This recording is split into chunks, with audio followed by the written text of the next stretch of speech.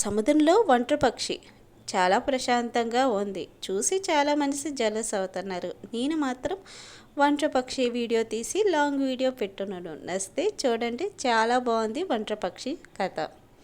ఈ ఒంటరి పక్షి భలే ఎంజాయ్ చేస్తుంది. చేపలు పట్టడానికి కూర్చోందో లేకపోతే తన సముద్రం చూసి ప్రశాంతంగా గడుపుతుందో ఎవరికీ అర్థం అవ్వలేదు.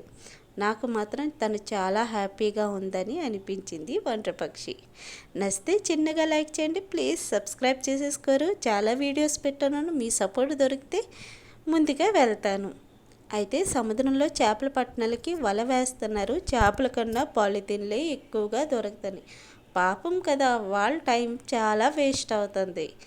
పాలిథిన్లో డస్ట్బిన్ లేని వాళ్ళకి బద్ధంగా అనిపిస్తే లేకపోతే హ్యాండ్ బ్యాగ్లో పట్టుకొని వెళ్ళి ఇంట్లో డస్ట్బిన్లో వేయండి. కానీ ప్లీజ్ పాలిథిన్లో సముద్రం చుట్టుపక్కల కూడా వేయకూడదండి. ఎందుకంటే సముద్రంలో గాలికి ఎగిరి మళ్ళీ సముద్రంలోనే కలుస్తాయి. అవేమో పాలిథిన్లు వాళ్ళ మలుగులు తీస్తున్నారు. చాలా డస్ట్ అంటే చాలా పాలిథిన్లు కనిపిస్తాయి. ఫ్యూచర్లోన మనకు చేపలు ఉండవు. చేపలు లేకపోతే ఫుడ్ ఎలా తింటాము చెప్పండి. చేపలు ఇష్టపడే వాళ్ళు మాత్రము ప్లీజ్ సముద్రంలో పాలిథిన్లు అస్సలు వేయకొద్దండి. చేపల టేస్టీ కూర అందరికీ ఇష్టమైందే కదా, అందరికీ తెలిసిందే. నాన్ వెజ్ అంటే అందరికీ ఇష్టం ఉంటుంది. కానీ సముద్రాన్ని ప్రశాంతంగా ఉంచుకోండి. మన ఇళ్ళలో మనకు శుభ్రంగా ఉంటేనే ఇష్టమో సముద్రం కూడా అంతే.